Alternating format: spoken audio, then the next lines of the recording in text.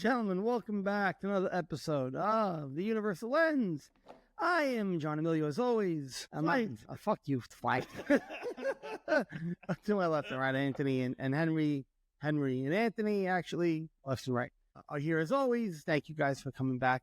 And I hope everybody had a nice week. We missed a week last week because we were patriotic. I wasn't here. But we're back. We're back. We've been talking about a lot of different things. I wish we would have hit record. It was some good stuff. Some of the conversations would not have been universal and appropriate, probably. But you know what we need to do is next time we just need to come in, sit down, hit record, and just let it go. Yeah, but it depends what you're gonna riff. So about, right? Edit, put it together, and I gotta edit. You know what I think? And John, John, what else are you doing? Every time I talk to you every morning, you're like, I got nothing later. Me and Anthony got a guy. Yeah, John Emilio. John just said it. Just said it and go. John just said it and go. That's too much. Too much. The editing isn't hard. It's not that it's hard. It's just super time consuming. Especially if I have to edit out like nonsense conversations.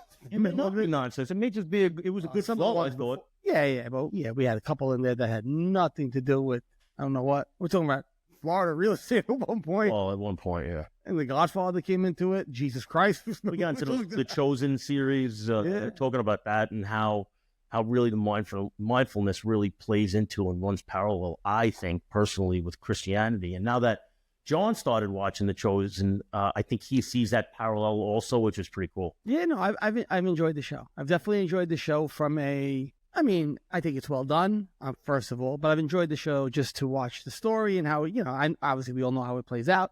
If you were brought up Roman Catholic, you know the story. I think everybody does. But there is an all-time bestseller about it. And there he was. And every hotel room has one in the drawer. No signed copies, though. No al fresco shot in the back of the head. No signed copies. But anyway, so we're talking about that, and it's been fun to see the parallels, and we've spoken about it on the show a few other times, with the parallels of like mindfulness, and awareness, and the words that they use, and the words that even Jesus used. But one of the things, like I said, we've spoken about those parallels, so maybe not even to go into that too much. But one of the things that I'm kind of noticing, and I want to say I heard Eckhart Tolle mention it, and I'm not comparing the two, but I heard Eckhart Tolle say this, and actually heard in The Chosen, I could have swore I heard the Jesus Christ, the actor who's playing Jesus' character, say the same thing, where suffering is almost an inevitable part of awakening. Yeah. So in order to awaken, you almost, I don't want to say it's required, but it's almost recommended that something in your life brings you there. Oh, it's almost hard to get there without it, because it's almost a test of, so if you're religious, a test of faith, right? Or if you're lawyers are saying, blessed are the problems or issues that bring you closer to God. Yeah. It is something, you do have to get down low into the trenches and be, and to want to search for something better. Really? Otherwise, if your life is going dandy, what are you searching for? Well, I think that was the point. The point was, if everything is going well all the time, and that's great if it is. Obviously that's awesome if it is. But everything's going well all the time.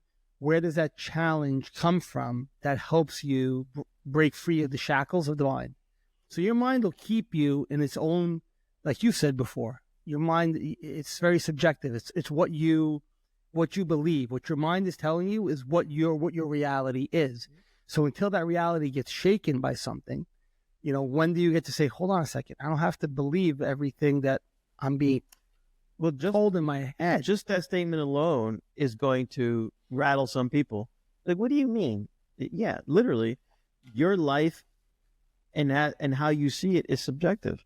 And there's going to be people who go, dude, that doesn't make sense. So if all of a sudden I say that I'm going to have a good day, that's it. It's a good day. But it's very simplified, but yes.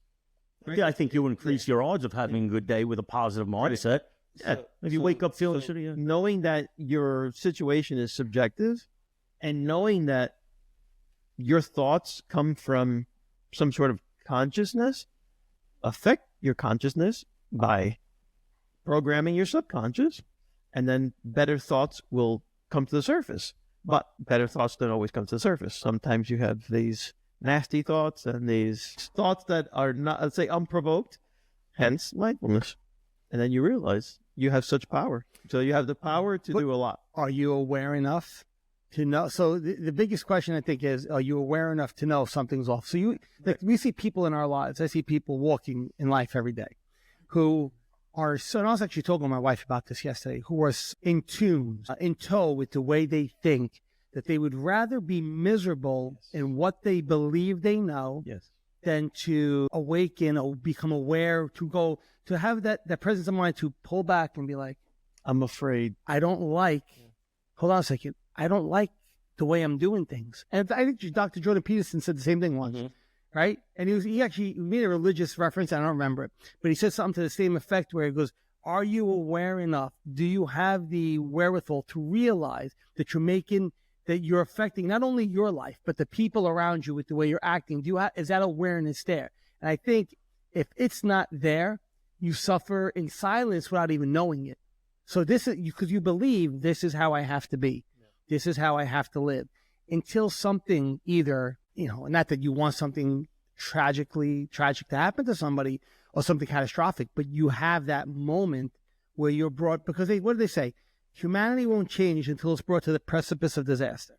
So as a species, we won't make a change until we're at the edge of the cliff and we're like, okay, one more step and we're done. Now let's start to back up. Meanwhile, we've been seeing that cliff coming for years, for weeks. It's human nature. It's human nature. So until you get to that point, if you don't have any awareness, you wait to get to that point until you're like, all right, hold on.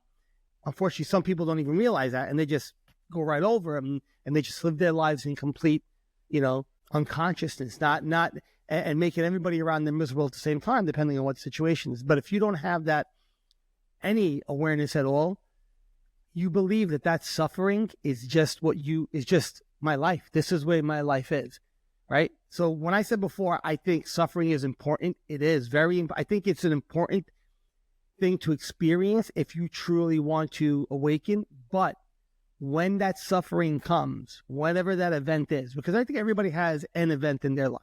And some people have multiple, but there's always one, at least one of that first one, right? That takes you to that point where you're like, all right, do I want to make a change here?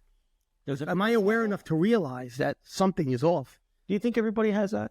What? Out of curiosity, you think everybody gets that hitting so low that you feel it's time to make a change? Because I think there are some people that are lucky enough, and I'm not talking about you dying, family member passing away. That happens to everyone. Sure. I'm talking about what doesn't happen to everyone. And those people drags you so far down, you're like, something's got to change. Yeah. So those people, and I've actually had this conversation with therapists. Like, some people live in a box, and that box lasts their whole life, and they're able to live in that box their whole life. And the answer to that is yes, there are people, and it is what it is. If they live like that, then they live like that. No, okay, good for them. Yeah. Great for them.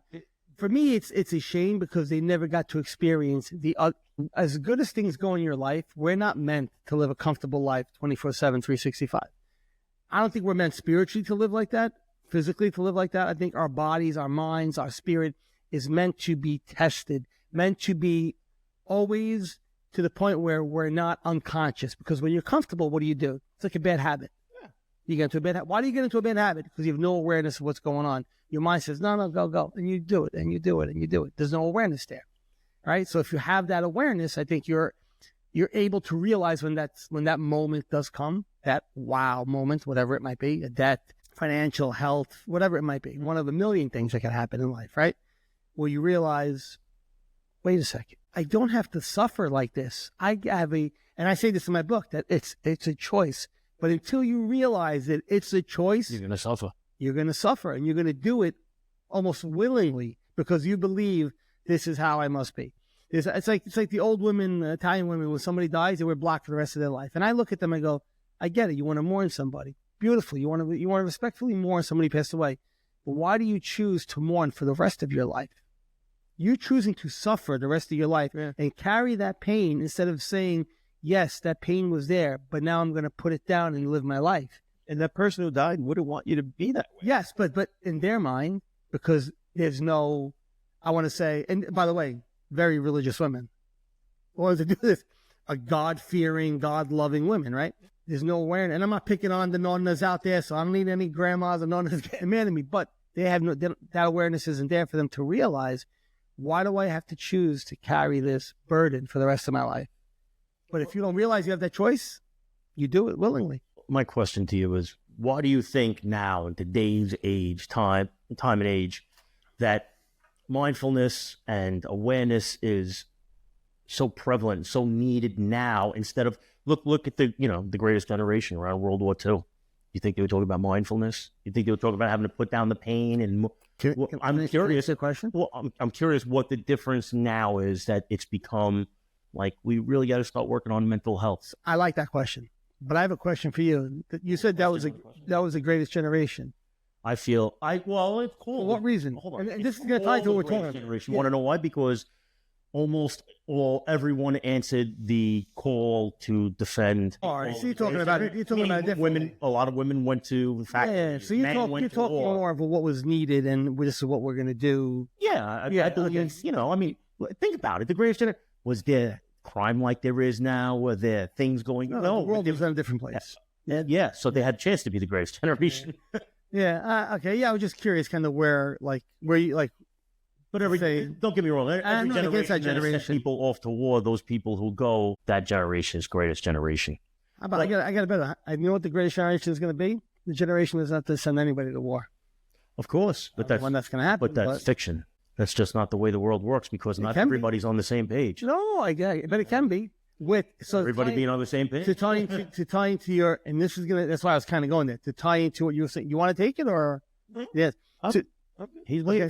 He's waiting for the answer too. There to tie into what you were saying before. Why is it more prevalent nowadays? Yes, because I believe people realize more and more nowadays that they have a choice in how to live their lives. They don't have to live. People don't have to live. So you're saying your question was why do you think that these days, the days we're in now, are people are talking more about mental health care more now? And, where now you have ACT, you have, the awareness, commitment therapy. Because generation after generation, we've fallen more unconscious and more unconscious and more. Well, let me ask you. I also think this generation is very complicated. So no, but it's not even. They're so complicated that people's but that's personal process. That's personal choices. But what? Yeah, I'm sorry. You know what I'm saying? Yeah, no, I'm doing you. I'm doing you. I'm sorry. Go ahead. I'm joking around. I was trying to. Generation after generation after generation, we become. I believe, right, from what I could kind of see, a more. And I'm not going to use the word people were tougher, people were more, because there was just a bigger ego back then. And yes, did it have its place? Was it useful for things? I'm sure it was. But I think generation after generation, we've gotten more unconscious.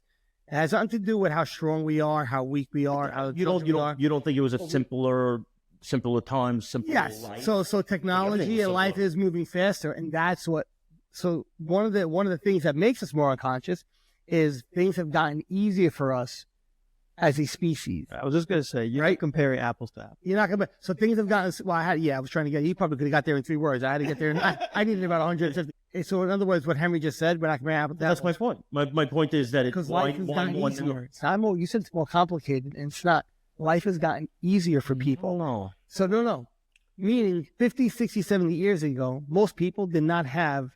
90% of the people in this country did not have the luxuries that they have nowadays. Nobody went to college. Oh, hardly any people. Forget about college. Even hot water in your house was a luxury during World War II. They had icebox. Refrigerators. Yeah. So they had icebox, not refrigerators. So there was a proponent of suffering that was already built into the way you lived your life because things were tougher. And it wasn't even considered suffering. It was just the way it was just the way it is. As things have gotten easier, what happens to the mind? So people back then, their mind was, need to keep my food cold. I have to make sure this. I have a responsibility to make sure this happens. More simplistic than now? Simplistic? Because I think it's the information overload of today that has been driving mental health into the ground. Yes. Just the overload of info. I think that's a cherry on top. Somebody can text John right now, get a hold of you like that. So back in the day, they have to call the corner store. I think that's really important. I think operator. I think that's the cherry on top. Our minds were so occupied in survival back then. It did not because. So watch this. As we evolve, so does the mind. And as things get easier for us, the mind doesn't shut down and go, okay, you don't need me anymore. Everything's on cruise. The mind goes, how do I protect Anthony? Okay, Anthony doesn't have to worry about the freezer because we have freezers. We don't have to worry about the icebox. Anthony doesn't have to worry about putting coal and wood in the fireplace so we're going to freeze tonight. He's got a heated house with a thermostat that takes care of that for him. You know what didn't break down, though? An icebox. There was so many. I'm saying it's so much more complex. I personally think you're saying it's easier now. I think it's more complicated life. No. So you're missing my point. Okay. What I'm trying to say is life has gotten easier for the species of humanity as far as livability. Okay. Comfort. I got you. Okay. I understand what you mean. And they wash your dish. Well, I had to call somebody. I had to do this. 1 7. By the way, that was high tech. Hey, you had to call somebody. Put this switch. Hello, operator. Yeah. And then what phone number is this? 1. I was looking for 5. Right. So there was a process. That process kept your mind focused on what it needed to keep that body, that person's body, alive. Mm-hmm. Nowadays, a lot of those responsibilities for the mind have been taken away, where we don't need to worry about that. His mind is freer. It's freer to do stupid shit. Exactly. Your mind's freer to worry about things that aren't necessarily a danger. Your mind's free to surf Facebook. So in 1930, if somebody said something about me, I don't have time because Joey said whatever. Like if I don't do this, like we're not going to eat tonight, or we're not going to have this tonight, or we're not going to have, like, there was other things that are more important. Nowadays, and this is going to tie into what you said. Here's the cherry on top. Yes. Social media, technology, how easy, how news, before it's even filtered, is put out into, like, you don't know what's real. You don't know if it's the truth or not. They just put out news. So the unaware person has no shot nowadays, which is why it is, to tie in what you were saying before, why mindfulness is so important nowadays. It's almost a necessity to be able to survive in this world. I think that's a good point. Agreed. I think that's a good point. Almost a necessity. I like to end the show on that. Because if you're born, if you're not aware, I mean, you're watching just news and believing every single thing. News. It's not news. It's called news. Well, because they're telling it to you on that channel at that time. The letters NEWS are there. Yeah, exactly. But in reality, it's not news at all. It's propaganda. It's bullshit. It's opinions. Yeah, I mean, don't get me wrong. There is some news mixed in, but a lot of it is opinion these days. That's where we went wrong. And the unaware person has no shot. Like the news is, for example, Richard Pryor has passed away. Okay, I can see. That's news. Yeah, that's it. That's for real. He passed. Now, even this, he passed away from a drug overdose. No, he did. He had a heart attack. Even that is going to be too much. Yeah. Peacock. But the only thing you know is that his heart isn't beating anymore, so he's dead for sure. The rest is bullshit, because that's the way the world works as far as media goes. But I love what you introduced, because I don't think we've ever said it like that. So let me rewind you. The more in touch we are with our basic, bare necessities, caveman, the healthier our minds are. I think they were happier. Absolutely. I mean, I do. I don't even know if happy is the word. I think, again, their mind was so preoccupied. They would have been wrong. Or let's just say this.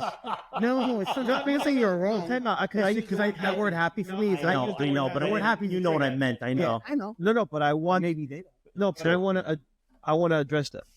Because hold on. You want to undress it? Yeah, I want to undress. Easy, big guy. And look at my hands too. I want to undress it. Yeah. I'm just saying. Nervous. Good. We're not PG. Don't worry about it. Put these hands down. We're going to have to eat next to our show soon. Explicit. But think about it. This is called using the right tool for the right job. Again, I'm not saying a word.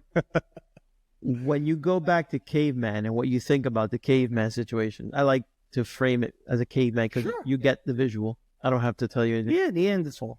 Our brain was the tool for the job. Whereas I know what you're going to say. I agree with you. The tool is the same. Yes. But all the things around it are different. And that doesn't mean the tool doesn't change. But do we change the way we use the tool? I think since you change the way you use the tool, I think it's you. The tool has started to use you, and not the other way around. So the carpenter is no longer swinging the hammer. The hammer is now swinging the carpenter, telling the carpenter what to do, basically, right? So it's not the other way. It's the carpenter finds himself doing this with a hammer. Yeah. Because because he doesn't know the way it is nowadays. If you don't have that awareness to realize what your mind is doing, it's going to take you down rabbit hole after rabbit hole again, only because that's what it's built to do. So your mind is built not to be anxious. It's built to protect you. But when you don't have actual things that are happening in your life that are threats, or there's no tigers coming in, there's no lack of electricity, there's no lack of heat, there's no lack of air conditioning on hot days like today, there's no lack of running water, we don't have to worry about the wells running dry, the times are Roman. I'm looking at you, you're not starving. What do you mean by that? My C cup? Don't worry about my C cup. We're not worried about where our next meal's coming from. And those are all things to be very thankful for. We talked about gratitude always, right? Very thankful for those things. Absolutely. But if you don't have the awareness to realize what those things actually are, your mind's going to start saying, okay, so now how do I protect Henry? And it might do it to you even if you are aware, but at least you have it then to go, yes, I understand my mind is trying to protect me. So if somebody says something, why am I insulted by it? But why do I feel less than? Why do you can see. Which is why awareness, to this question, why it's becoming more prevalent nowadays, is because it's almost a necessity to have some sort of awareness and mindfulness skills to be able to watch your thoughts, or else you are going to be in a shitstorm. Are you, like he was saying before? Are you saying the level of bullshit these days is much higher? Yes. Okay, that's for the layman out there. That was for the layman. Weapons grade. It's weapons grade bullshit out there. It's true. Of 100% you true. being a person who doesn't know that it's How to pick out what's grade what. Yes. right? And your mind is going to be like, how do I protect it? See You see something in the news and you take off. You see how I have to process that? That's fine. Yeah, I mean, it's just to me, it makes sense. And what's funny is that, so like a guy like me, like I know this already, yet there will be some sort of input that will come in a sly way and take you from the back. And like the Chinese spy balloon thing. I was going to say 2 seconds ago, but No, but it applies because it's not that I was afraid of the Chinese spy balloon. I can jump into my mania right now. He came into it. He was in a slight panic because I think you can probably resonate with you more than him because he's more Zen. Bro, in my mind, if you told me Chinese spy balloon. I agree. Why are we not knocking it down? Why are we not? It's a bit that's collecting intel. What? So I already got intel. They already know. You know more than the U.S. government knew in your mind. These guys are sitting on their asses, and that's where my mind went. But you know what they'll tell you is that you don't have all the information. Right. That's the other level of bullshit they give you. Right. Yeah. You want to know why you don't know anything? We didn't tell you everything. You know what I mean? You're so psyop. It's crazy. It's so crazy. But anyway, funny though you were talking about. I have discussions with some of my friends from work who have completely turned off. That they don't watch the news because it upsets them so much, and they're like, "How do you still watch it?" I listen to it all night. Good. But here's the thing: is that I already know most of the stuff they're telling me is a good possibility it's not true. So I take it as if it's to me, entertainment. It is for me. Politics is entertainment. There are people who go to college and study that shit. But for me, listening to the tactics of how people try to get at each other and go around each other, pretty entertaining to me. So. You got to look at it in that sense and not as, oh my God, everything they say the world is ending, because they keep on telling you a lot of that, so you will turn on the news and watch more. Well, I have another take. Are you reading your own book? No, so there was what you were saying before about like suffering, and you were saying why people are more awakened nowadays, why it's more prevalent. I was just reading like a chapter in my book where it's exactly what I said before, that it was a choice, that suffering was a choice. I was reading the chapter before we started the show, so I just wanted to look it up real quick. That's what I was doing. I'm sorry. I didn't mean to. I was listening. I just wanted to find it in my book because I need to reference it. But my take is kind of nuanced in the sense that because I know about mindfulness and because I also study persuasion and, the Scott Adams situation of how subjective realities and your ability to affect your realities. I watch the news with another filter too. So like I watch it to pick out the manipulation tactics. And so when you see it, it pisses me off because for the sheep that are thinking that they're watching something that it's, and I get triggered for the rest of us. You know what I'm saying? Like Because there's Why? And I know exactly what you're talking about because I do that with people. It's a tactic. It's a technique, and it's a technique that you can clearly point out. Like you could clearly look for Only to the person that is willing to hear it. all. But Give me an example. yeah, something ridiculous. Mhm. Okay, and Ridiculous. It's only one. right. Ridic? Only one. Yeah. So like, and please, nobody get triggered. Just let me finish my story. All right, but if you're, let's say Someone else? Yeah, we're talking. What are you talking? I won't get triggered. Oh, he definitely I meant get you. triggered. I'm not getting triggered. But I said like this because when you do this and the camera picks it up, it's Oh, so it's that. them. Oh, That gotcha. Anthony. That was a good cover. Oh shit! Yeah. He's doing Jedi mind tricks on you, bro. I'm watching it. Yeah. Okay, so you're watching the 2020 election and you're like, okay, Biden is not 2024. 2020. Oh, I'm sorry. Biden's not all there. Mhm. He's not all there. But now you look back and you, okay, he was healthy. Healthier than now. So now you saw the debate, you saw what happened, right? All right, correct. Now you see he's completely bad. But up until the day of the debate, if you watch the news, Wait, certain news. Go ahead. Which is probably 90% of the news is out there. Yeah, I'm with you. this is the example I want to give you. Right up to the day before, and probably even hours before the debate, let me tell you something. Everybody can slip. This is what the pundits would say. Mm. Everybody can slip, and let me tell you, behind closed doors, that guy's a laser. He's focused. Yeah. He's energetic. Matter of fact, I can't even keep up with the guy. Did you notice that all the channels, the people were saying the same words, focused as a laser, right?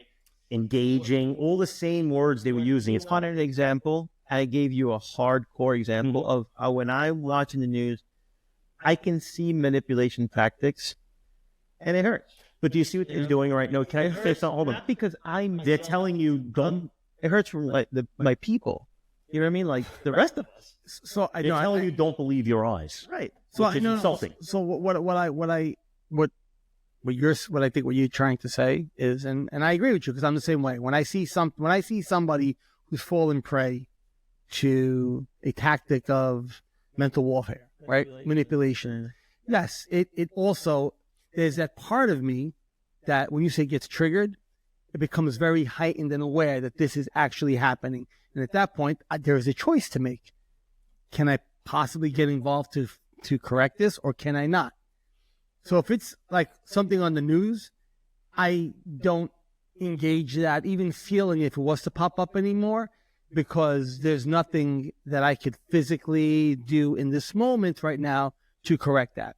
If it is happening in front of me with somebody I know and I see somebody, let's just say, quote unquote, trying to gaslight somebody or manipulate them, and I see it, I have a choice. Can I quietly interject? Can I say something to bring awareness and light to what's happening? Maybe I can, maybe I can't. I would love to be able to snap my fingers and say, everybody pay attention to what's happening around us. That's a very hard possibility. It's a very hard thing to accomplish. But what we can do is do what we're doing here and get the word out to people and try to teach people, try to show people, try to enlighten people to how this whole thing works. Even getting back to what we were talking about when the show started and why suffering is almost necessary, but it's a choice that you need to understand that you're making. And the only way you get to make that choice is if you have awareness, if you have any kind of presence. You know what they say, presence of mind? So you have presence of your mind. Do you understand what your mind's doing? And getting back to what Anthony was saying before, to why it's happening more nowadays, it's because I think life is just taking it's become so much more easier to navigate physical, practical life, like things, cell phones, emails, pop, pop, pop, pop, pop. Your mind has more time to worry about or try to concern itself with things that it needs to think and believe that it has to have protected, right? Yeah. And they could be things that have some merit, right? Financial has some merit. But at the end of the day, is it worth all of that energy that your mind wants to invest in it, to worry about it, to be concerned about it, to anguish about it? And now, how many more adjectives do I have to use until the person goes, wow, the situation is what it is. But am I choosing to go down that hole with it? Or am I going to choose to be able to watch it, take a step back, and allow things to happen as they are, and then navigate through it, right? And I think that's where the sweet spot is with all of this. Is like you say, how do you get through something? Then, like, how do I get out of a horrible situation? Sometimes you can't. So now, if you're in a horrible situation and there is no out, there is no out. Look, take Jesus out. And everything is about. We're talking about Jesus before the cross, right? And this has nothing to do with religion, but hey, he had no out. His out was he had to do what he had to do what he believed his Father was telling him to do, and the man got crucified. He didn't. And now, yes, did he rise from the dead? That's the whole religion. Yes, that's great and all that. But in that moment, he had no out. He had to go through one of the worst things imaginable for anybody living in those days, right? Crucifixion. Or getting married. Or getting married. It's a joke. I didn't say that, Erica. That wasn't me. We just needed some. So that cross that you're going to carry, whatever it might be in life, sometimes you need to carry it to understand what life is really about, and to know I might not be able to take this cross off, but I don't have to carry the full weight of it. Yeah, completely. Yeah, you know what I'm trying to say? I could even make it so that it's quite enjoyable carrying this cross. You can reframe it. Yeah, that's a reframe. But that's the beauty of it. So, like, people nowadays are really into mental health because the crisis has exploded for the reason of life has gotten so simple to exist in that we have to create other issues and problems in order to. Our mind creates all these other issues because that's what it's going to do. It needs to figure out, how do I protect my people? Yeah. How do I protect my people? So I have to create a problem. So this person, I don't have to worry about water and heat and fire or this anymore. I need to worry about my social status, my financial status, my gender status, my whatever, right? Whatever the fucking. My mind has to create issues. And if you have no awareness, those issues become your subjective reality. Think about this. I obviously neither of us were there, but back in the caveman days, I was. Collaboration. If you don't collaborate, it's at your peril. And the group As peril, right? Yeah, So the tribe. So we collaborate. Be like, Sure. oh, John, I've seen you hunt. You're a good hunter. You know what? You hunt. I mean, and you know I can build. So I build. I'll build houses. And you hunt. And Anthony's fucking great book, right? You know, It's the same thing in jail, everybody. Everybody One has a flick. think about it. You kind of reduce life to a basic, just like kind of where that was. It's basic. The more basic you get, the more in tune you get. But think about it. So back then, you didn't have these trinkets, commodities. So the people would actually work in some unison to, let's say, to advance the tribe, advance the group, the family, whatever it is, your village. Today, in every single work environment, the majority of people can't get along. The majority of people talking shit about each other behind their backs. How can I step on your head to get above you? Why do you think that is? I can tell you why I think The that is. conditions changed. Yeah, because back in the caveman days, if you didn't work together, something was going to fucking eat you. That's what I'm saying. Okay? These days, if you don't get along, doesn't matter. You come back into work tomorrow morning, get your paycheck, same day, same time. So That's there's no life and death situation. It degrades our relationships. It degrades how we think. So our thought processes are completely affected. So we're at work, Subconscious is a right? We're at work. We're getting media. Even driving to work, we're listening to crap, and it just can't be that we're gonna go through this life experience without some sort of mindfulness, without some sort of awareness. Because I mean, once you taste it, you can't go back. You can't go back and say, no, I want to put the blindfold back on. No, it's the most. Like the Matrix. So I was just thinking the same thing. like When once they went back in. That's it, pal. You can't go back. So we have to go chase that sheep. Like we have to. It's, we were talking about the reference. Yeah, leave one sheep, leave the 99 on the hill to go find it. And we decided to join the club of shepherds. Yeah. And I think that's what we're doing here. and go find sheep. Go find those Lord. And I think it's, unfortunately, I wish it was 99 and 1. I think it's more like the other way nowadays. I think there's one that's on the hill, and we got to go find the 99 that is still lost. Not we, but in general, we have to. But don't forget, that was on a much more, he was saying it on a much smaller scale, but in reality, it's talking about the people in society and around the world that are lost, Yeah. And the issue is that if you talk to the average person, there's going to be some that tells you, yeah, I know, I'm not. Like, no. And there's going to be some that go, what are you talking about? Like, what the fuck are you talking about? Like, what do you mean? Reality? Get out of here. Because the life that they live and everything that they do and the things that happen to them, that's life. That's their life. That's their interpretation of what they believe There's nothing else. life is. That's life. No, it's like Certain situations are what they are, practical situations. We understand that, but that doesn't mean that your interpretation of what life is could change. Which is why when we talk about like people who identify as being something, that puts you in a box. yeah, Right? That puts you like and this is what, and this gets very spiritual, but this is why I say things like, I say, like, in Eckhart Tolle says this, a lot of spiritual, I am done. I am. I play the role of, any other word. I play the role of spiritual teacher. I play the role of life coach. I play the role of contractor, of mother or father, brother or sister, friend. I play those roles in life. Those are roles I take on because they're necessary for practical life. They're necessary to live and exist. But I am. And if you can actually, Bible, oh my God, probably I am, right? I am. Yeah. I am. It's well known actually in the Bible. What does that mean? But it means I am. It means existing every, that's it. That's just, I am. I'm here. That's it. That message is lost because we live in a world, we've lived in a world for centuries now where I am something.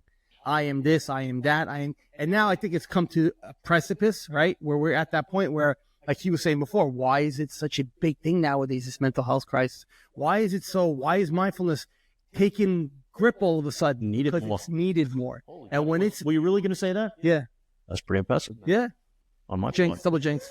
Don't throw me a No, call. I'm pretty impressed that I said the words and you followed up with the same words. So, holy cow. Yeah. Something's rubbing off over here.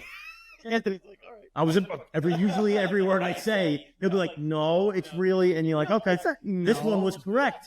And we're moving along. Yes. We're getting somewhere. Yes. No, he's true. That's right. He's true. He's right. That's true. That's true. He's right. Yes. No, absolutely. Yeah. So, I mean, I don't know. I don't want to beat the dead horse, but yeah, I mean, I agree with everything. No, I mean, I don't want to keep on repeating. Yeah. I think honestly, what we're doing is now we're repeating the same things, just in different examples of it. but that's what the show is. Yeah. Okay, well, then go with yours, Henry. Well, yeah. I'm kidding. I'm kidding. What do you mean? No, I was just gonna say, nah, that was it. I didn't want to beat a dead horse about how today's society, how much more it requires mental health, or just is. Well, it's not. Yeah, it is, it's not beating the dead horse. It's and I get what you're saying. Like, we don't want to sound repetitive about it. That's what I meant. I didn't want to be repetitive. But if you think about all the things that cavemen had to do back in the day, we kind of have the same things to do now, and then some. Cars, registration, insurance. There's just so many. I'm saying is there's choice. All these days, if you want to get somewhere, you kind of need a car. Choices. Yeah. You want to go on a flight, you got to have a passport. All these little things that they just, instead of caveman food, there's so many more levels of things that we don't have to worry about. We don't have to worry about, but they're in our way, sort of. I like that. I like that. I like it a lot. Oh, stop. Yes. Yes. You got to come out correct. I think you're 110% right on, spot on with that. That's part of what I'm saying is apples to apples. So you can't compare the 2024 guy to a 1942 guy. You're right. Because the 1942 guy didn't have the set of conditions. You're right. I don't think that's what made them the greatest generation, though. They called it the greatest generation because so many people answered the call to service. That's I'm going to give you another. But I'm sorry. I don't mean to cut you off. But there is one thing I want to say, and actually, we probably said this. I should have said this earlier in the show. In Western civilization, yes, yeah, I guess. In Western civilization, mindfulness was maybe not big here, but it's been big in the East. Yes, you go to where it was born, right? Where spirituality was born. Was not on this continent. Was not on the Atlantic. Was not on this side of the Atlantic. Asia. On the other side of the Atlantic, right? Yeah. Asia. Go to even to like places of Jesus's birth, where the prophets were, where all that kind of philosophical thinking really started to take form in Greece and places. It wasn't here. So that's always been a foothold there. It just but this, and we've said this before in the show, the Western civilization is just now realizing that what they thought was the way to live life is a burnout. Is a major burnout. They have all the little things that we have, cars, insurance, but their life is so much He brought up a good point. He brought up a very good point before. You know what I mean? Their lives, the way they approach it is different than the way we do it, where we're anxious and anxiety. Everything is a time check. Over there, they don't do that. They're one of the happiest countries in Europe. Well, oh my God! In general, you know, one of the other largest countries that deal with like anxiety is what's the other English-speaking country in the world? And they're very much like us, and we're very much like anxiety. Is a Canada. Obsessive compulsive disorder has a huge. I mean, not to say it's all over the world. Well, who knows? Maybe they're not very diagnosed. I don't know. People, and I think it's just the mentality is different in other places. Here, it's such a go, go, go, go, go. And this virus that we have, oh my God, I'm trying to say that word, but this infection of the way we live our lives here is starting to spread to other parts of the world. So in the Far East, where mindfulness, spirituality, where all these things were born and is where they have their roots, it's always been there. It's always been there. It's always been there. Now, I mean, I'm sure it's even taken this modern technology and life moving as quickly as it does. Yeah, even in other parts of the world, you know, I'm 100% sure that people are suffering everywhere. But here, it's happening, I think, on an exponential level, just because we don't have the background to understand how the mind works that we do from a philosophical, neurological point of view. Yes, we understand it there, but we don't understand it from a spiritual point of view. Yeah, spiritual, but or even mindfulness, awareness. It's a combination, because although you could consider it spiritual, there is a neurological component to it. Yes, well, scientists are now, that's where ACT is, right? How they give words to show how the mind works, to frame it a certain way for people to understand it better. You know, I am used to work 10,000, 5,000, whatever, 6,000, 8,000 years ago. They understood what that meant. Like Far East, maybe they understood what that meant. I hear you say I am, they go, you are what? Over here it's followed by, you are what? I am what? You got to finish your sentence. No, think about it a little more deeply. I am, meaning I'm just here. Yeah, because I am, we are. We all are the same thing. We are an extension. We are nothing more than an extension. We're religious. I am nothing more than an extension of God, right? Jesus was an extension of God, let's just say. Again, another perfect parallel of the two. I'm not that consciousness. I'm not it. I'm living in this world, but I'm an extension of it. So I'm an extension. Eckhart Tolle all the time. He goes, I am the universe expressing itself through me. Right? So it's the universe's way of experiencing life through me. I'm an extension of it. So we're all extensions of this greater consciousness. Can I say something? Yeah, and see if you agree with me. Would you say Jesus was one of the first mindful teachers probably that exist? I think most spiritual teachers will say that he was. Because I feel like everything read Jesus says is very much. I've always said that too. A different form of the way I've always said that. I've always been a believer. You would describe mindfulness. JC, man. To keep it now that JC the man. The story of Jesus. What? The story of Jesus. Yes. I mean, listen, and that's true. He has a point, right? There are stories. You know, I had my cousin say that. I'm going to address that. It's twice that you said it. And I'm not making no. Okay. But he said the same thing to me once. He goes, everything's a story, though. How do you know that's true? How do you know? And I'm like, you're exactly right. There is, nothing is true unless you've seen it with your own eyes, and probably only half of that. So then comes something called faith. And to me, there's faith, but also I love the archaeology of it and the artifacts and, where the places they said happened in the Bible. And I love watching the shows when they go there and there's still, Sodom and Gomorrah, they find millions of, what do they call those, sodium balls that rain down on the time. They're still embedded in the dirt. I watched them dig it out. It's crazy. There's so many parallels that pull you into showing. There's a good book and that I'm reading at home. I'd love to give it to you. It's a good book. No, it's a book, and somebody gave it to me, and I haven't finished reading it yet. But it's very fascinating. It's about this guy's an atheist, right? Doesn't believe in God at all, right? But it winds up his married a girl, and he's an author and a researcher, and he married this girl who happens to be a devout Christian, right? And he went out to set out to prove to her that Jesus didn't exist, that all this stuff, the Bible was nonsense. And in his research and in his book, he tells you how it started off, and all the research he did brought him to the fact that there was no doubt in his mind that he did exist And from his research, and this guy was a big time researcher, I got to give you the book because somebody else just mentioned it on a podcast. Believe it or not, the guy was a comedian. And he says he's reading this book. He goes, I got to tell you, he goes, I didn't think anything of it, but the way this guy does his research and the interviews of people and formed the timeline of when the books were most likely written and everything, it was amazing. It was amazing. I get the book at home and I get the title for you. Comedians are smart people, for the most part. No, it just so happened to be another human being that was reading the book that I was interested in and kind of caught him too, because the person who gave it to me said the same thing, because I was on the fence too. And they're like, listen, nobody's telling you what to believe, but read this book. And it's an old book. I think it's got to be, a couple, maybe 50 years old or something. But this guy did this research, and it's unbelievable how he came to the conclusion of the existence of Jesus, trying to prove, and he's an atheist, trying to prove his life was wrong. I just thought it was fascinating. Yeah. And by the way, case for Christ, I think it's called. Don't let my commentary make you think. No, not at all. But I got into it with my cousin Paul because it's like, well, it's just a story. Paul? And I turned around and I said, well, everything is just a story. The things I tell you about my life, just a story. Everything is a story. And then faith comes into play. And to me, the other part of faith is I like the history, archaeology of it. When you think about it, it was only 2,000 years ago. Yeah. Moses was about 3,500 years ago. When Jesus walked the earth, the pyramids already existed.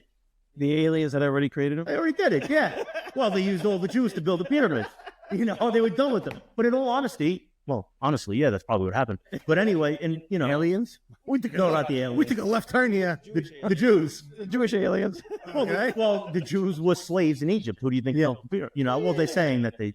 Anyway, some people say aliens because they're like, how the hell did they lift those things? Yeah. They think they know how they did it, but I don't think they have scientific proof about how they moved those blocks in place and made chambers in this pyramid. It's archaeologically, it's mind-blowing how they built these things. Yeah.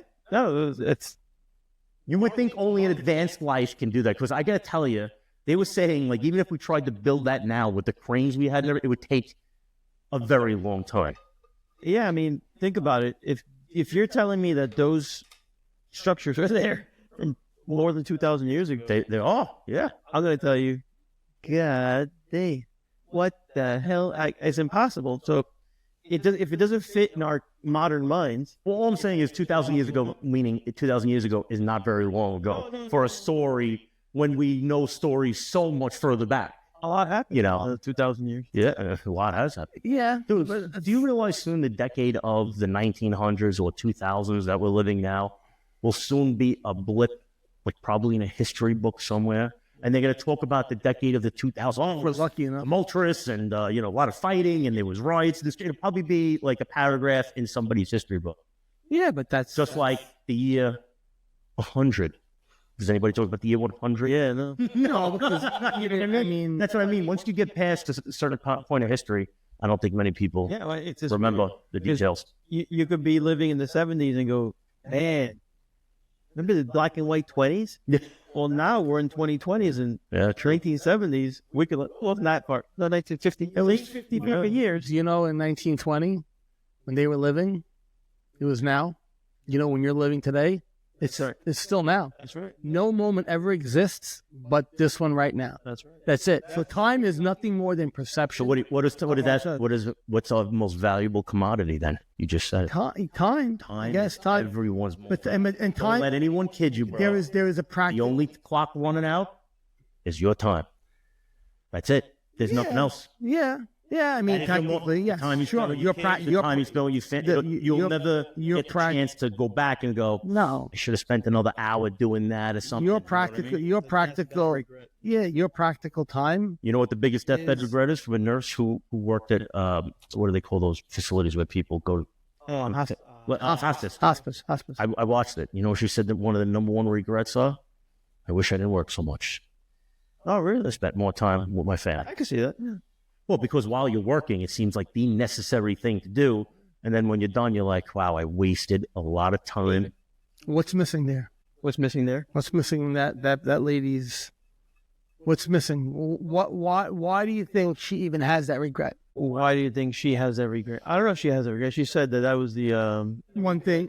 Yeah, when she's at their bed, a lot of these people that die, and then she says one of the number one. Why she amongst all these people? Why do those people? Yes, they have those people. Why does she think? Yeah, I don't know. No. Why? I'm sorry. Why do you think that's the regret that most people have? Because that's what most people do. Because most people who are unconscious their whole lives don't have that conscious moment of awareness until right before death. Right before death, most people do become conscious of the thinking mind. They don't see the field. No. They only see their... So imagine learning how to see the field now. That's a good point. That's what most people pull together is right at the end. This is when, and this is why, and I didn't just but this has been said by so many spiritual teachers, this is why it's so important to have this the sooner the better. The sooner the better. This skill, this practice in your life, because you're able to appreciate things when they're happening, not after they happen. So I make it a point when something is going on to stop in the middle of it, pull myself back, and just watch things happen, and not have my mind. If my mind wants to have a conversation, I let it have a conversation. I just watch. You know where I feel like you're absolutely present when you're doing that. Like I am here. You got to come up. That's where you feel. You feel real, like you could pull back a little bit and let your mind really just go blank. So that's where Eckhart. Yeah, that's where Eckhart Tolle say. He goes, I could put anybody in a spa, and they will be zen. Mm-hmm. He goes, I want you to. He goes, the key isn't being zen when you're surrounded by silence. The key to being, why we use the word zen? He says, mindful, aware, conscious, is do it in the middle of chaos. When you're in chaos, but I think that'll and you can still, it does. Of course, it does. It's take a lot of practice. But watch this. It is a practice. It's not. It takes practice. It is a practice. I practice daily. Do I get better at it? I don't know if you get better at it. It just your awareness grows where you watch better. I don't think it's something you get better at. Don't put an adjective in. No, don't put an. I think it's just something that you experience, and as you experience it more and more, it just grows more and more, I guess, or just I wouldn't, because we're running out of time, and I did want to just mention this. Yeah. Something happened to me. We're hitting about an hour. Something happened to me. I think it was Saturday, just a few days ago. You're running out of time. What? No. We were just talking about time. But while it was happening, I noticed it was happening, and I let it go. Let me explain, please. You ever just let your mind? Speaking of let it go, let that mic go. You ever just let your mind, mind go? In other words, let it run. Let it run. Like your car engine. Yeah. And don't direct the movie. No. And don't interrupt. And don't be the movie. Be the camera, watching it happen. Has that ever happened to you? Sure. All right. So I found myself that happened to me on Saturday, and I'm driving, and all of a sudden, I'm having to. While you were driving, it happened? Yeah. Well, but I didn't notice it had already been in my mind. You feel me? And I'm getting an overwhelming sensation of just joy. Like straight up. Wow, that's great. Yeah, so like straight up good vibes. Yeah. And good thoughts. And it was like a series of just streams, just good thoughts. And until I noticed, like, whoa. Then I noticed because I'm aware of what I'm aware of. And all of a sudden, like, he has a lot of good thoughts flowing around. Don't interrupt. Shut up. Literally, that's what I said. And I kept going. That lasted up until I got to where I was getting traffic. And then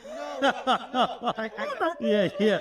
Then my mind went angry. I had to work. That was July 4th, and I had to do some work. So literally, as I was approaching where I had to go, now I'm paying attention to the street sign. So you kind of you lose that. There's a well, because those streams are coming, and so what happened there is your body was on autopilot driving the car. You were able to pay attention to what's happening in your mind. Right? So you were unconscious until you became aware of those thoughts. Yes. And you became aware of those thoughts. You actually realized what was going on, and then you made a choice to not interrupt it, and you let it run again. And then when something more prevalent came up, like I need to get off, now your mind all of a sudden kind of thrusts you back. Go, Henry, on me, because we're turning off, and you break out of it. So I mean, I've had it where, not when I was driving, I've had it where I'm just sitting somewhere and I just start watching. But it was weird. Yeah, for me, I mean, I don't know if it was good thoughts or mixed thoughts or just thoughts. They were great. That's good. I can't tell you one of them, but I just remember being, wow, it's all good stuff. It's all good stuff. Yeah. Nice when the mind does that. it's nice when it does that. But could I have done something to precursor that? It's possible. So like I find myself at times that, I'll find it for you. Was it music? Yeah. So I play this A lot of times that evokes Zen music, like, memories. and it's the music that's like Your mind responds. Yeah, your mind responds to it. Well, Remember that? I know you like that. I know. even that's too hardcore. Oh, really? I'm talking like You talking like straight. You're going for a massage. You're for a massage. right that background massage. I like that. Yeah. I'll play it in the car, and I would just let that penetrate. And It is. It's a very calming sound. I'm sure it has an effect on your I'm doing this neurological. pay attention. 'Cause I like to give a helpful pointer. That's a good one. I like that music. Just like the Steve Harvey one is a super great.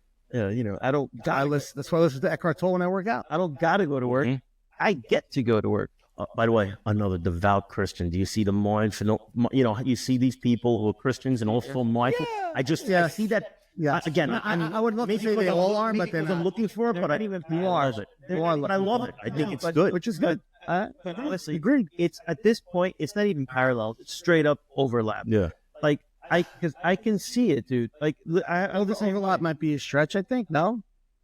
John, it's like Because I think parallel means they're both running the same. direction. They're both running in the same direction, but they're Slightly still. off. But the roads are still a little bit different. But they're running. They're all So we're all going towards this one consciousness. I'm on the Christian road. I'm on the spiritual road. I'm on the Joe Dispenza meditative road. They're all going towards the same thing. We're just what flavor resonates with me. And we've had this conversation, right? Where the word God resonates with me more than the word universe. Mhm. Well, vice It's not a versa. religious thing. For me, it's the word God resonates more for me. And even I said Eckhart Tolle when he's speaking, flip-flop, God, universe, to show they are one, it's one and the same. And when you said before about faith, what Anthony said before about having faith, so for me, and you said it's a story, this is where I'll bring both of those worlds together.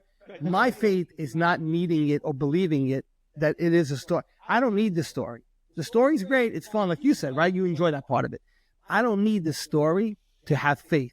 My faith isn't in what the Bible says. My faith is there is something greater than me. I don't know what it is. I am not meant to know what it is, but I feel it. I respect it. I love it.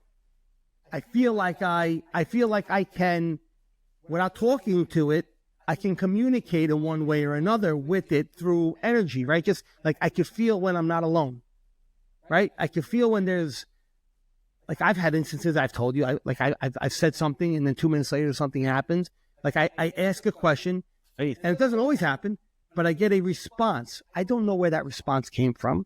I don't need to know. My faith isn't in a name, a word, a book, a title. My faith is in something that I can't explain, but yet I know I love. Do you know what faith is? And I know that it loves me on some level. Can I give you a good example? Because I gave it to John on gym today. What are you breathing right now? Here. How do you know? Huh? How do you know you're breathing in? That's what it's called. How do you know what you're taking into your body? Yeah. So somebody told you it was called air, right? It was a story that somebody says it's called oxygen. It could be something else. But it's not something you could. Can you see? Can you see the air? Can you touch it? Smell it? Well, if I do this fast, I could. But you know what but you believe it's there. Yeah. Am I right? That's kind of like the same thing. Yeah. You can't see it. You can't touch it. You don't have a history of it. Somebody told you about air. I mean, that's why your lungs are expanding. Here's the sticky point. Most people need to have that definitive answer, the definitive, it's there. And you know how I know it's there? The story tells me it's there. Yeah. That's why I say you want to know what real faith is. Story. But but you want to know, for me, what real faith is. That's why I say I don't need the story to know it's real. Don't say another word. Do you know what Jesus said to Thomas after he resurrected? You know they called Me fun. I told you I could do it. Bro, that broke the internet. Congratulations. That was fantastic. No, I love that. That's going to be a real. I may have to use that, and I should. By the way, that's going to be a wrong. I should never pause that. By the way, that will be. You're going to get the point, but that will be a real. Yes. You know what Jesus said to Thomas? You owe me $5. Click. That was fantastic. But you know why they call him Doubting Thomas, right? Because when Jesus came over to me, he goes, I can't believe it, right? And then Jesus showed him the holes in his hands. And he said, blessed are the ones who don't see and believe. Exactly. That's faith. That's what it is. You know, honestly. Which that's a prime example right there. That's great. Well, that's why I stopped, because I was like, whoa, this is like perfect. For our religious folk out there, that is a prime example of faith. It's, I don't need to see to believe. I don't need the story to believe. I just it's like, and I know I'm on a little bit of a Jesus kick right now because I'm watching the show, and I'm finding it, and I'm finding it so enticing. There's his biggest thing in the show, and this is another major parallel, is people well, the story, as the stories go, people he healed had faith in him without knowing who he was. That was the big I heard thing. a story of this man who did this, and they would cry, please save me. They would try to just touch him, and he would, because there was one where a lady who was bleeding, all she did was touch him, and he stopped. I was in tears. And he's That like, was great. who touched me? It was a woman who had some She's been bleeding for 9 years. She had some sort of obviously female issue, and back then you were That was it. You were bleeding. You're bleeding. You were unclean, and she heard of him, and the apostles tried to get her to him. She ran through a crowd, just touched him like this, fell down on the floor. He knew right away. He felt the power. He said, "Go through him." Who just touched me? And the apostles go, Dude, you're surrounded by a lot of people here. no, but he's like, are we really making us untouchy? And he's like, he kind of gave a face because he knew what he was doing in the show, which is great. But then he looked, when the girl said it was me, I'm sorry, I had to touch you because I know you could heal me. I knew I'd be healed. I knew I'd be healed. He goes, your faith, without knowing me, your faith that I could heal you Is what healed me. He goes, what makes me happy. So that it's a faith of, and again, I know it's a religious kind of, it's because they're fresh in my mind, these examples, but that's a great example of, Because it's hard to do. It's a faith. if you have faith in, like my faith is, like I said, is something greater than me, right? And for me, it's mindfulness. It's John, the lights are flickering. Is everything okay? yeah, AC might have kicked on. What a coincidence. Yeah, keep talking. Keep going, guy. If you have faith in something greater than yourself, but you don't need proof that it exists, I believe that it even, whatever, like I said, this, for me, it's a spirituality, it's a conscious, it's a oneness, whatever it is. What doesn't hurt you? Let me ask you that question. It makes me feel, What doesn't hurt anybody that has that faith? yeah, for me, it makes me feel great. Like that mindfulness makes me feel great. Does it make you feel? I see no negativity in believing in a faith based in forgiveness. End of story. I don't care what faith it is. I don't care what religion it is. I agree. But if it's based in forgiveness and healing, then that's a good thing. So there's, you people, oh, I hate Jews, I hate Christians. Why? It makes them feel good. Who gives a shit what makes somebody feel? If you feel good and what you believe in, and it gives you that energy that you need to do well in life, God bless you, man. Do it. I don't care what religion it is. I don't care what faith it is, but it's got to be based in good things. And it's got to be, unlike some religions that are not, but most of them are based on faith and forgiveness, healing. And that's what it's all about, man. I think that's my personal opinion. So I don't want you to think that like we're trying to push something at all. It's just that I personally believe anything based, whether it be mindfulness or anything, based in forgiveness and understanding and awareness, who can pull that? And if you do, you're a jerk off. I don't care. You're a jerk. End of story. I move along, man. That's it. But if you could just, if somebody happy with somebody that goes, if that's what you like, man, that's what makes you feel good, then do it. Then do it. End of story. Yeah, listen. Anyway, you to poo anybody's good. That's why people who need even proof. Well, how does mindfulness? How do you know this consciousness exists? How do you know this universal power exists? I don't need to. If I need to prove that to you, then you're farther behind than you really. I would like to say that you are. Look into it. Look into mindfulness. Look into Christianity. Those things are good things. And it doesn't mean things will go great. So the shitty things happen to you one way or the other in life. That's just said, right? That's the key point. And you know me, I always like to play that devil's advocate. I preface that this does not mean shitty things don't happen to you in life. Whether it's God or Jesus or Yahweh or Buddha or you name it, whoever you want to, whatever. But is it about that name? That do you have faith in an identity, or do you have faith in something that has an identity? That's why I love the words I am. And when you say that, and if you really kind of anchor yourself in saying things like I am, everything else becomes noise underneath. And you're like, I'm connected to something. And again, I would love to tell you what it is. I'd love to be here and be able to actually descriptively write it out in words, what it is. No spiritual teacher could do it. Nobody could do it. Everybody who says they try to says there's no words that I can explain what we're talking about. But if you pay attention, you can feel it. It was Mel Gibson who said that to Rob Lowe, by the way. When he was, when Rob Lowe hit his lowest, it was Mel Gibson, who actually is a devout Christian, but obviously knows about mindfulness. And he said, if you want to start to heal, he goes, get yourself into some kind of faith-based religion. And he said, any religion that is based in forgiveness. He goes, and you'll be able to forgive yourself and forgive others. That's what it's all. Because, forgiving somebody is what makes you feel better. It's up to them to accept it or not. And then it's your choice. Do you want to buy into everything else about it? Mm-hmm. That's up to you. If you want the traditions and the stories, that's great. For me, it's like I said, it's always been about this one thing, and that it's a feeling, a oneness. But we'll tie it all together. I think it's the show that just really does tie it together for you. Well, it together. So that's where today's topic of suffering originally started from, and it was the plight of the story of the show, and how I think it's an important thing for people to experience if they want to truly awaken, but they need to be aware that they are suffering and realize they're choosing to suffer the situation they're in. He's right. Instead of looking to rise above it, transcend it, and be like, this is happening to me, but this is not what I am. And by the way, doesn't make it better, but it anchors you in something that can't be shaken. It's a still water that never gets rough. Right. When you're in the middle of that point, that dark. I think we'll lose it. We don't answer this. But when you're in the middle of that, what John just said sounds like gibberish. Like, what do you mean? Make a choice. Who decides they want to be miserable? And believe me, because it was so close to, what happened with me. Believe me, that is what comes up in the mind, because you don't know. What do you mean? What do you mean? The choice of being, of being miserable or not. I don't want to be miserable, but how do I make the choice to not be?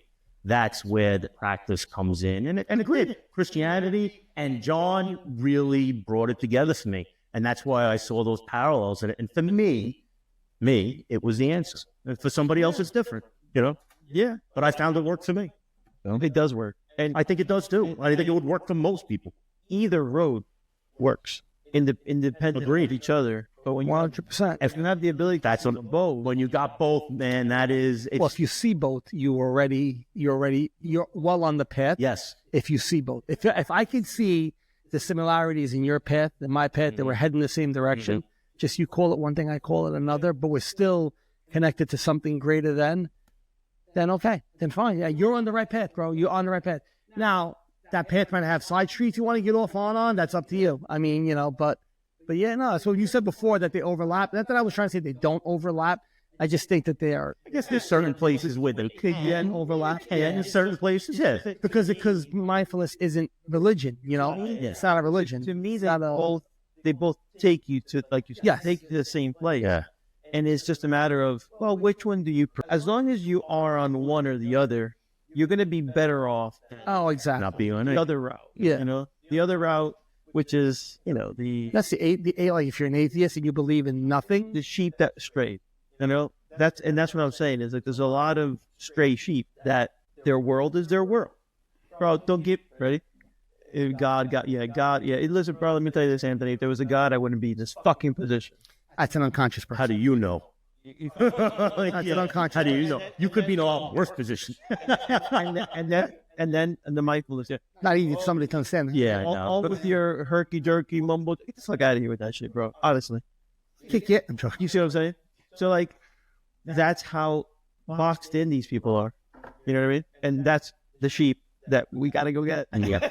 You're right. And I think that's what the podcast is about. Yeah. To find that lost soul, and maybe we can give them a little bit of guidance. Yeah, because you know what? The three people sitting here kind of helped each other figure it out. And I think we're doing better. So why not give it a try? Listen, I'm one of those guys, believe me. not one of those guys that just jumps on any little bandwagon that'll make you feel good.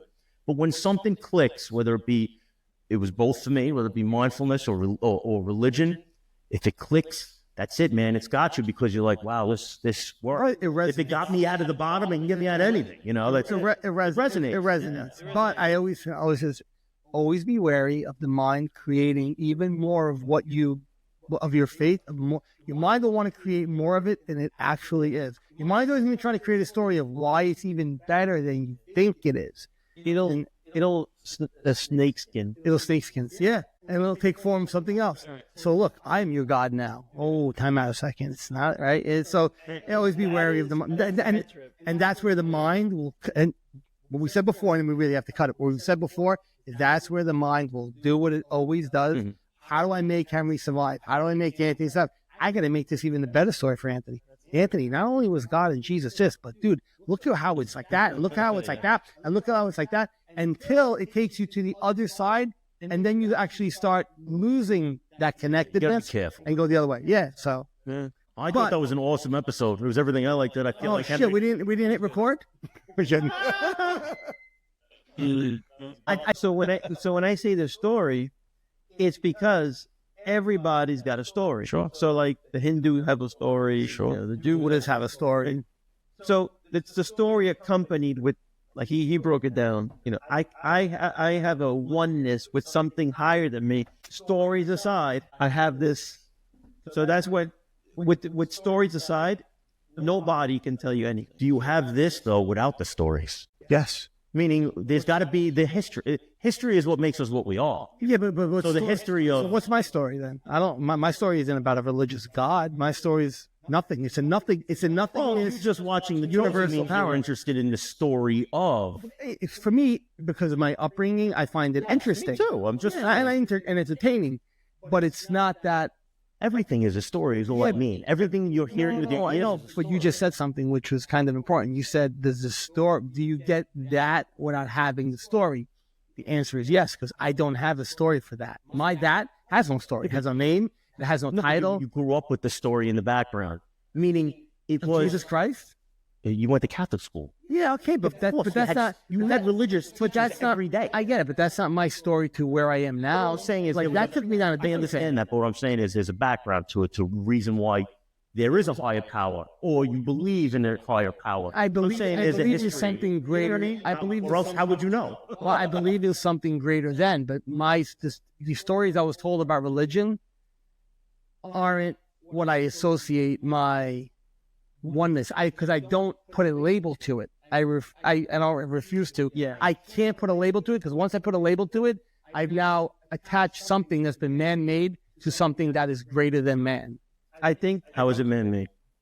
The stories are man-made. We wrote them down. Stories were written down at the time of I get it, but that happening. But there's still stories that we're being told by other people.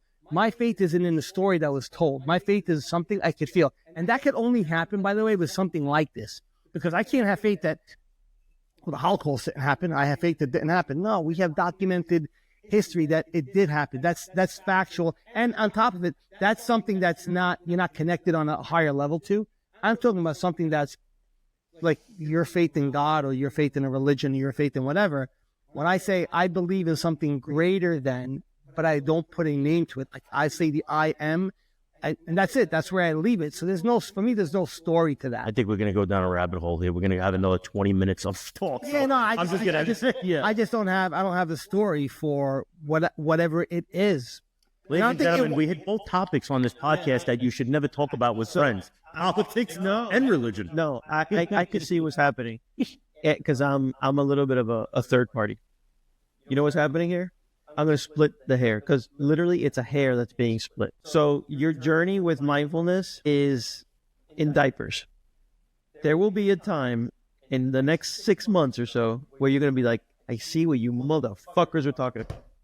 Which is, nobody's saying anything bad or wrong about the religion. Right? Of course. By the way, I don't think that you are. Yeah. No. I was raised with the same religion. Yeah, we all kind of figured that, being, your background, Yeah, like so. Chapter 4. What I'm about to express here is that you, at this moment, right now, are identified with Chapter 4 identification. That was it. Yeah. So, and it's not bad or wrong. It's not wrong or right.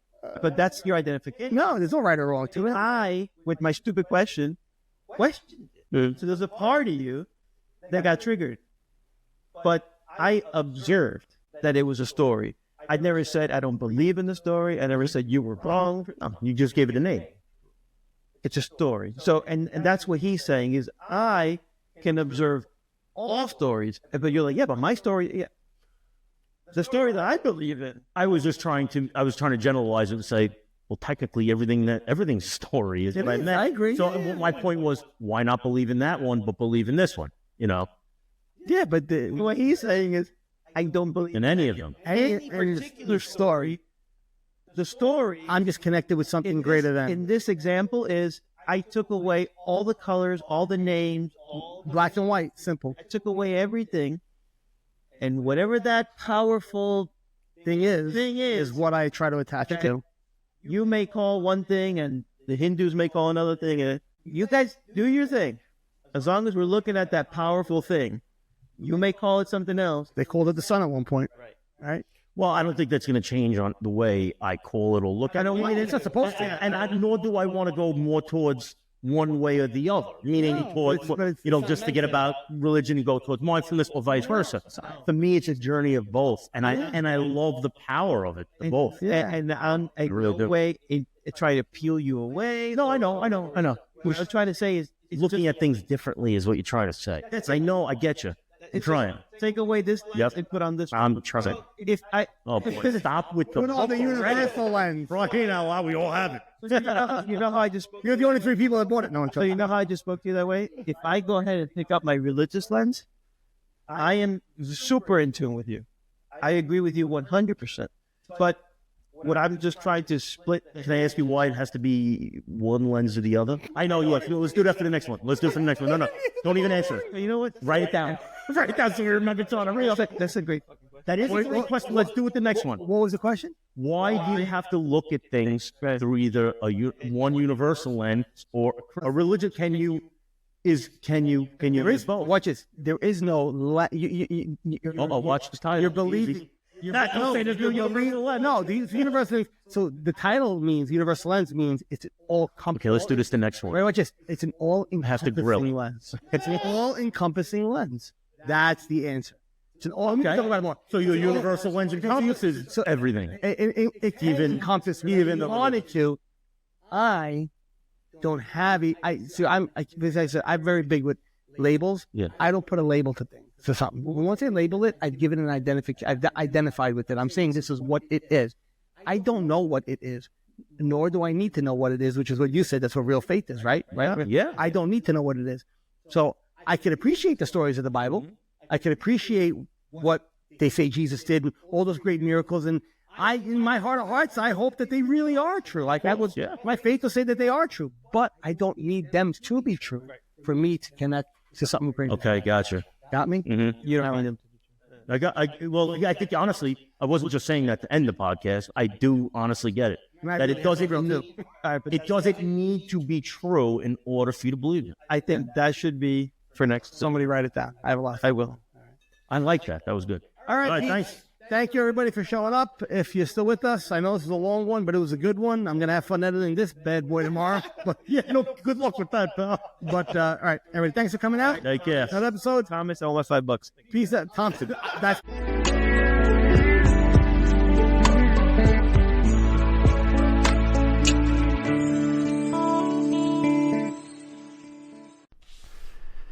The insights and discussions that we speak about on our show are our own opinions and based on our life experiences. If you or someone in your family or someone you know is suffering and in need of help, please get them that help through medical attention or seeking proper therapy. Again, what we speak about are based on our experiences and not intended to be taken as a form of therapy. Thank you.